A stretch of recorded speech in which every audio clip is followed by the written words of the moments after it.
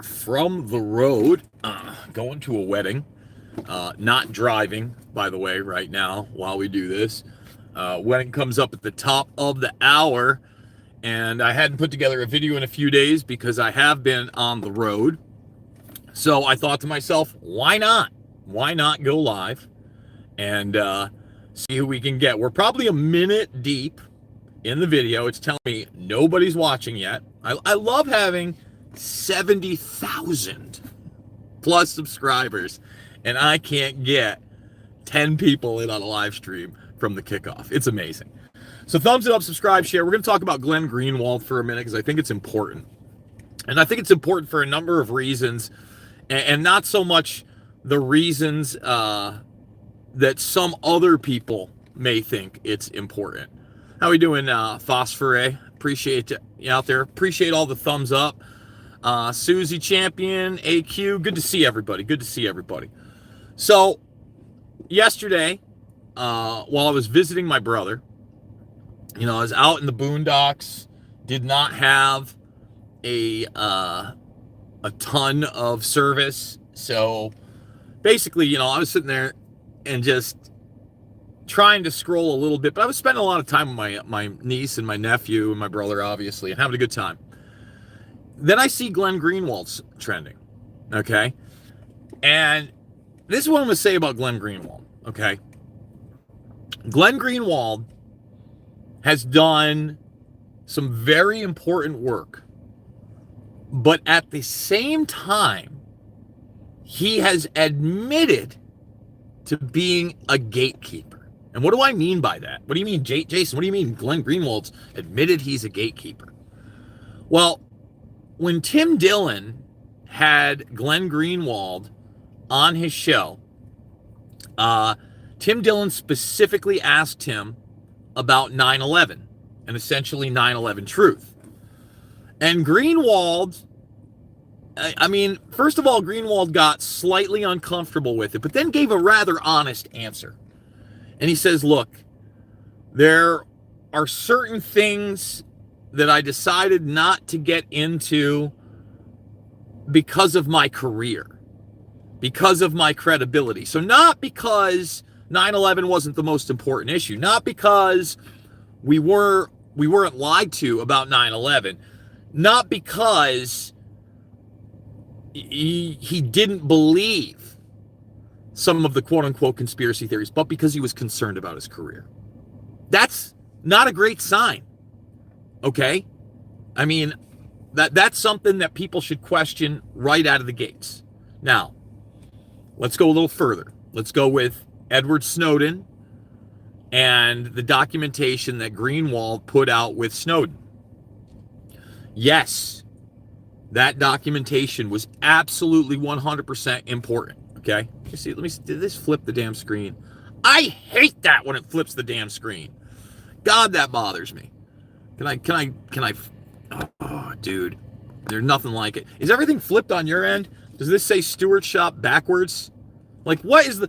Man, YouTube really bothers me. I really hate their mobile interface. And I'll rant for another time.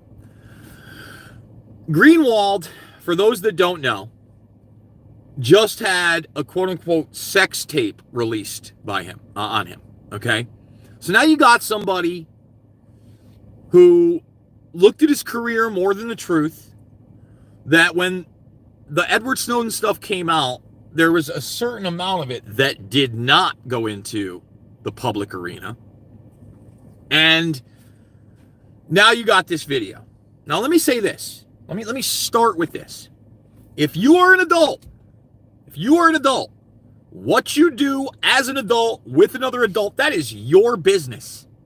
All right? Especially in the bedroom. That's something I want to make clear. However, the moment that you film that or allow somebody else to film that, like, it's not a secret thing, it's not a hidden camera, you have ultimately decided that there may be a time and a place or a chance that that behavior is going to enter the public arena Full stop, period. No doubt about it. It doesn't matter what kind of sexual activity it is. All right? Whether it's something you don't like or you love or you're into or you're not into, when you film it, okay, or allow someone else to film it, there is a great chance it's going to get out there. That's number one. That's number one. So, to me, I see all this stuff about him being set up by, the CIA or the Mossad or another intelligence agency. Maybe. But he certainly doesn't have anyone else to blame for allowing that to happen. Okay, now let's get into the next issues. From what I understand, and I did not watch the video, I just want to say this. I saw a couple of screenshots, and 1,000% not my cup of tea. Okay? For those that are not in the know and do not specifically want to know, and by the way, I don't even know everything that goes on in the tape, but the screenshots I saw of Greenwald on his knees in like a little girly outfit that's,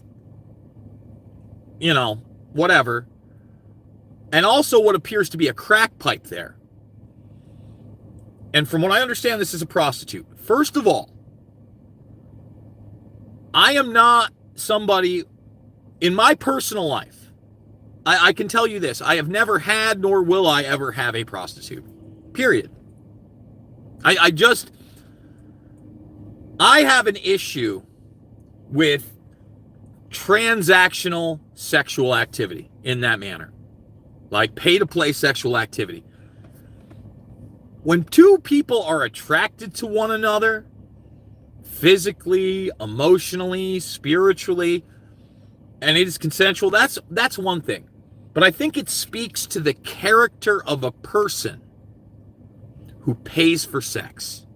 Now, Glenn Greenwald is far from the only person that does that. For instance, Bill Maher, who, I watched him with Tim Pool. I was unaware of how open it was that he was into black prostitutes. Now, I knew that he had, dated much younger women, models, Playboy bunnies, black women. None of that stuff bothers me. But the fact that you're purchasing people, and that's what you're doing, you're purchasing people, it just doesn't sit well with me. I often talk about Martin Luther King Jr., and I often talk about the content of someone's character. What is the content of someone's character that is constantly purchasing sex? Seriously. I mean, just a very, very bizarre thing, okay? Now, let's get into some more of the nuanced stuff with this. Another thing that has bothered me extremely in the media, and me and my brother were kind of talking about this. First of all, my brother was like, look, the bottom line is you don't get to that level unless you're somewhat compromised or they believe you can be compromised. Maybe. You look at somebody like Alex Jones, I think he's a force of nature. I know there's a ton of you out there that think he's controlled opposition or this or that. I don't believe any of that. I think that, yes, has Alex made some career moves in the past? Sure. Has Alex been wrong about some things in the past? Sure. Is Alex CIA, Mossad, etc.? No, I don't believe that. Is he compromised by those individuals? No, I don't believe that either. With Greenwald, he compromised himself. First of all, he compromised himself by being open about the fact that there are certain issues, no matter how important, he will not touch. Okay? By the way, 36 thumbs, 91 watching. Let's get 100 thumbs up for this one. I'd really appreciate it, everybody.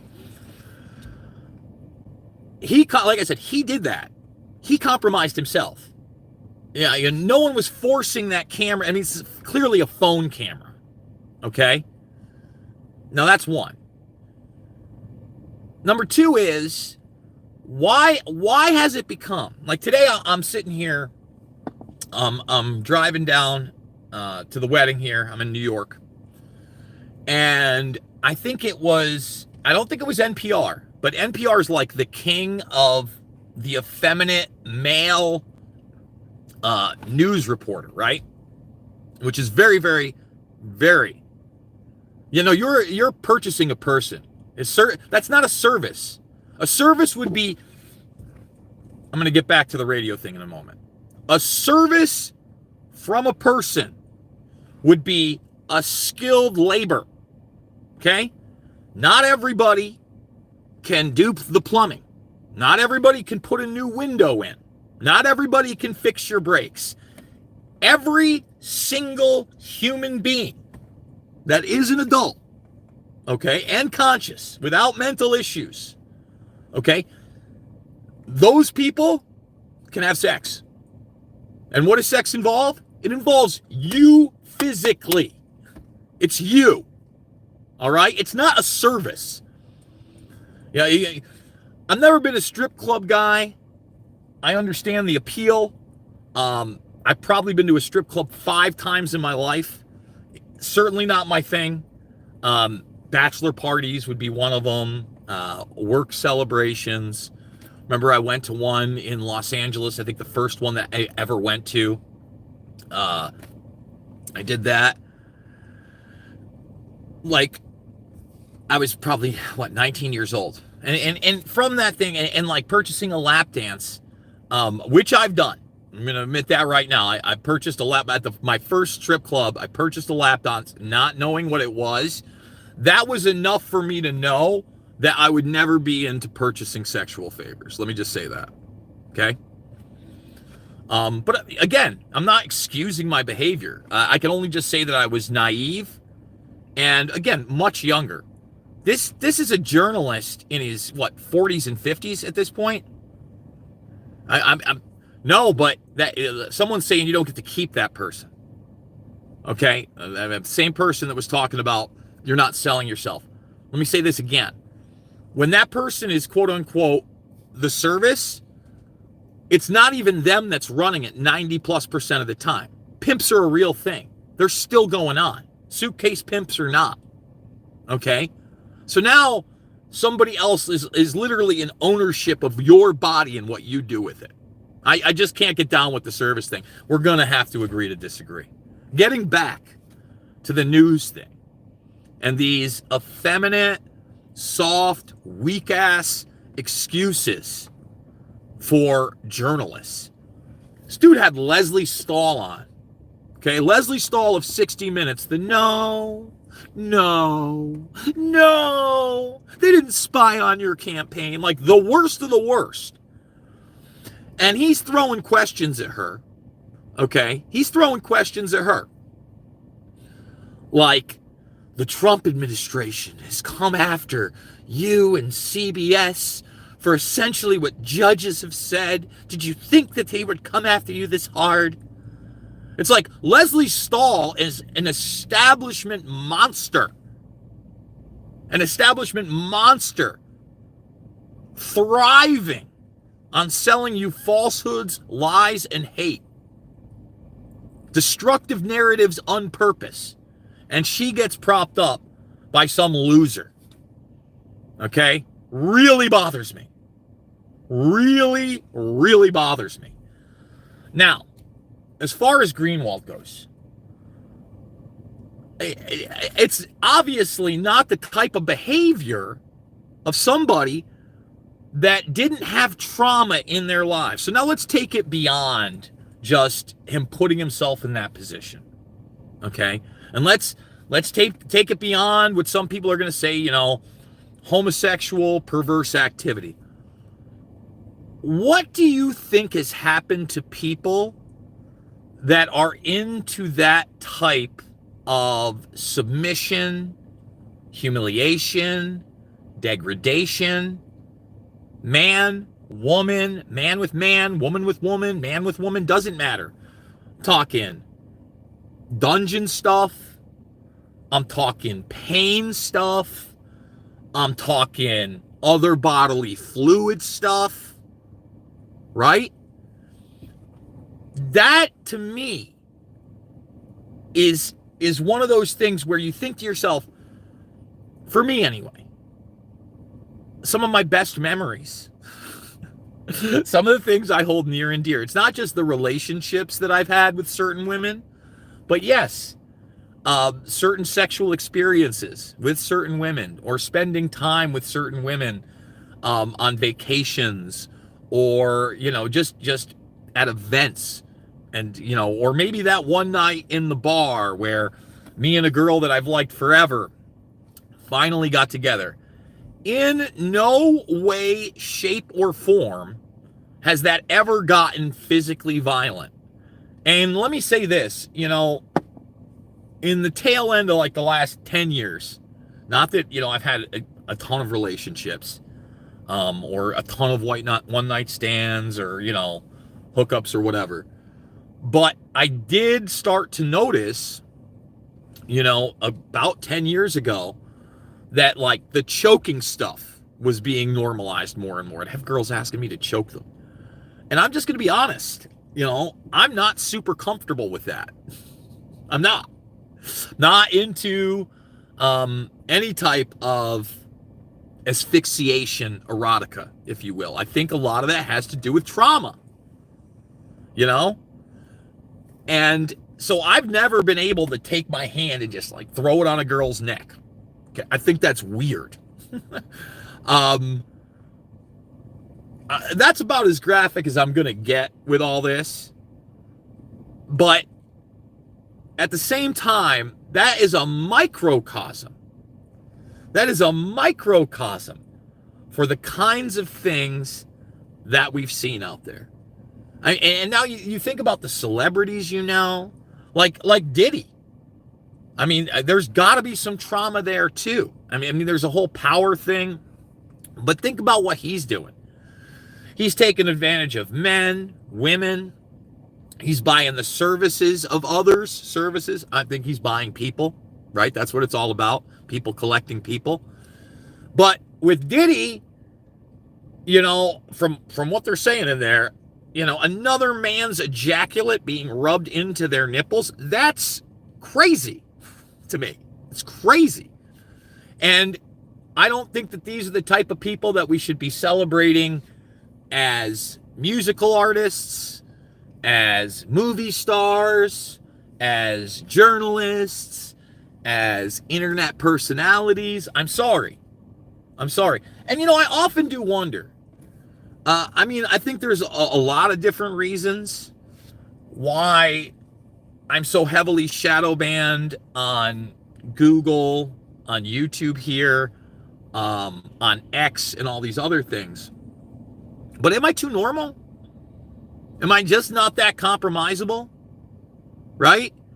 I mean, I'll tell you another thing that you see a lot. Like I said, it appears there's a crack pipe next to Greenwald in this thing. I'm not a hard drug user. I'm not on medications. I'm not on SSRIs. You know, I saw Bill Burr, and I know a lot of people have been giving Bill Burr shit. I still love Bill Burr. I think Bill Burr is the man. I don't have to agree with him all the time. I think he's funny, and I think he speaks his mind, and that's like the most important thing. Saw Bill Burr on this realtor show. He's just going to look at like an $18 million mansion. Really short video. Really short video. About 6 minutes long. And in it, Bill Burr starts talking. It gets dark really quick. They start talking about antidepressants and pills. I think the one guy asked him if he's on Prozac. And Bill Burr just says, you know, I deal with my shit by going on stage and making jokes. He goes, I don't take any of those pills.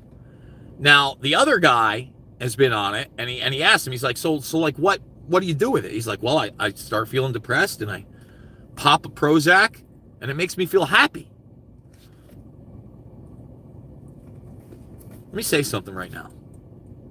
Life is not about feeling happy all the time. It's not. Okay? What you might want to do, if you're starting to feel quote unquote depressed, is take a big step back, all right, and start evaluating your life and your actions and what actually brings you true joy and happiness, and what kind of activities and work you have to do to get there. You understand? Ultimately, that's not just instant popping a pill, gratification, feeling better. Ultimately, everything about you feels better. Okay? Everything about you. And I'm not saying there aren't some instances where these drugs could be utilized. I'm saying that they're overprescribed, that in the long run, they're extremely, and sometimes the short run, they're extremely dangerous. They're extremely dangerous. And in 99+% of the cases, they do not work. They do not work. Period. And do you want to be taking medications like that the rest of your life that are altering your brain chemistry? And that's the other thing. You know, forget about the perversions, the abuse, the wanting to be degraded. When you're on these pills, you're in many ways degrading yourself in a multitude of fashions. Like, you're saying, I'm not strong enough. You're saying this is too hard. You're saying I need an instant fix. It's that instant gratification stuff that I constantly talk about. All of that is bad news brown. Okay? And so I know that there's going to be memes and jokes. And I know that there's going to be some people that are going to act like this is a non-story, or they're going to make things up about it. It's not a non-story. It speaks so much to our culture. It speaks so much to where we are as a society and who have we allowed to be the mouthpieces, and not just the mainstream ones. And like I said, Greenwald's done a ton of good work. I am not dismissing everything that Glenn Greenwald has done. But ask yourself, how much better work could he do if he didn't have this part of him that had to be abused, that had to be degraded? If he didn't have this part of him that second-guessed truth, that second-guessed information that was extremely important but dangerous to his career, and he went through and he drove into it. It's another world. It's another world, right?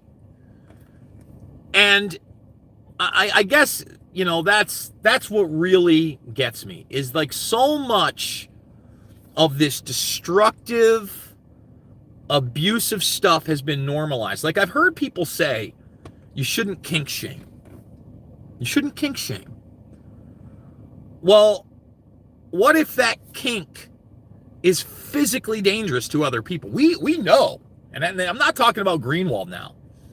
We know that there is quote-unquote torture porn, right?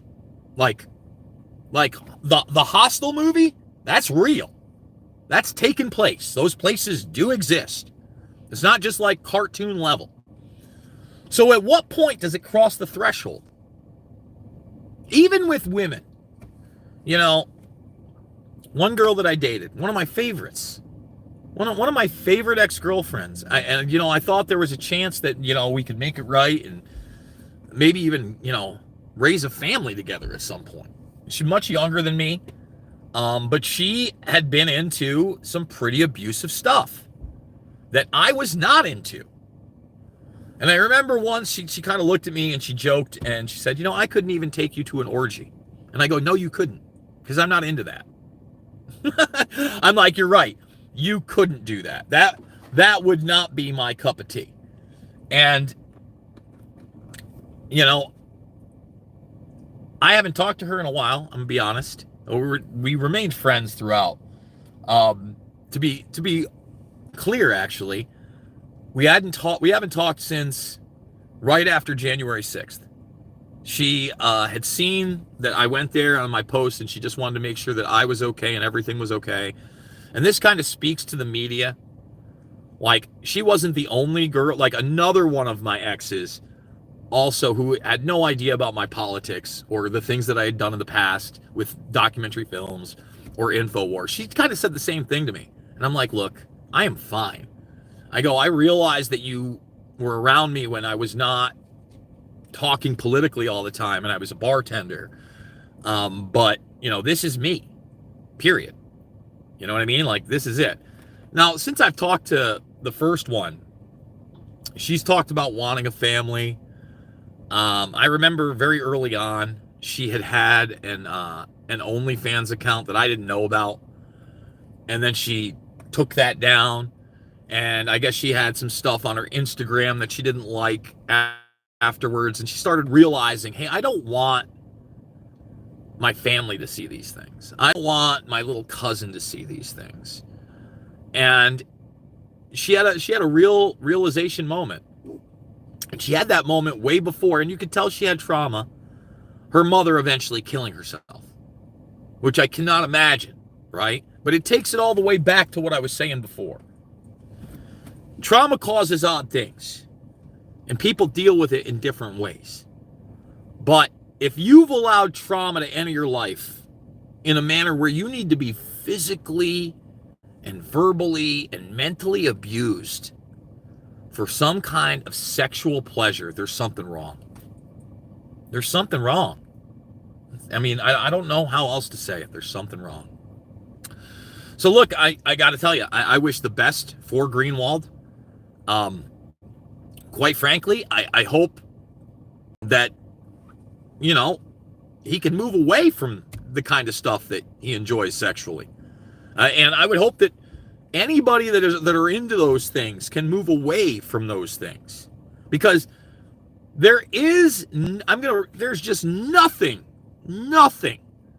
like being with someone that you truly care about, that cares about you, that you have more than just a physical relationship with, and then that physical relationship turns into something that is beyond anything else you've had.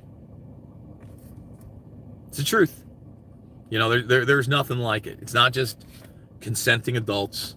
It's not just we should brush this off. It's not that we, you know, need to be talking about whether or not he was set up, etc., etc., etc. Okay? That's about it. So, guys, wedding drops in about 23 minutes. I got my little jackety jacket right here. Thumbs it up, subscribe, share, and if you can, please support the broadcast. The links are down below. Buy me a coffee, $5, $10, $15. It means the world to me. Big donors. I can't thank you enough. You really do help keep me afloat. There's a PayPal, there's crypto addresses underneath as well. But, you know, I also called this the Saturday Sanitarium, you know, because I just think there's just so much madness in the world. Hence the show Making Sense of the Madness, which I hope that you're checking out as well.